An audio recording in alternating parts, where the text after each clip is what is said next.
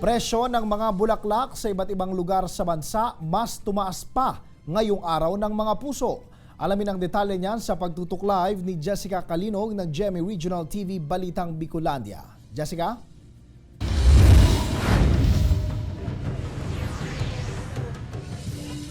Jessie, sa pagdiriwang ng Valentine's Day o ang araw ng mga puso, in demand ngayon ang mga bulaklak at iba pang panregalo. Ngunit halos doble naman ang itinaas ng presyo ng mga ito sa iba't ibang lugar sa bansa.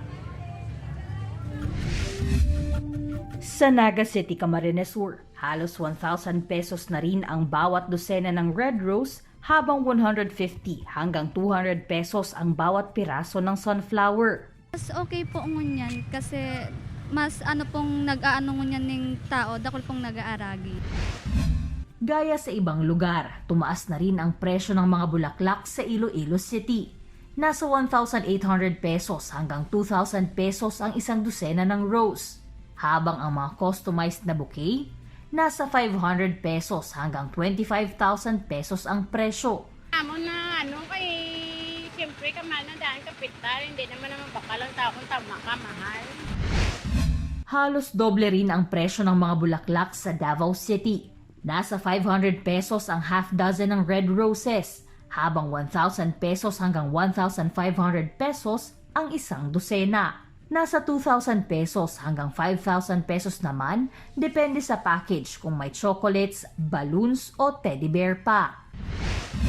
Sa General Santos City naman, ang tatlong sunflower mabibili sa halagang 1,000 pesos. 1,000 pesos din ang 1 dozen ng roses.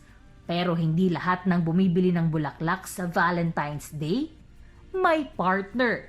Dahil ang iba bumibili para sa kanilang sarili. I'm just here po to buy myself flowers for Valentine's kasi walang nagmamahal.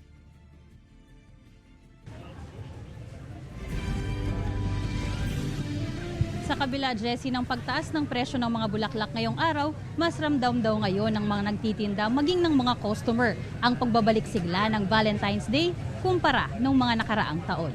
Jessie? Maraming salamat at Happy Valentine's Day sa iyo, Jessica Calinog ng GMA Regional TV Balitang Bicolandia.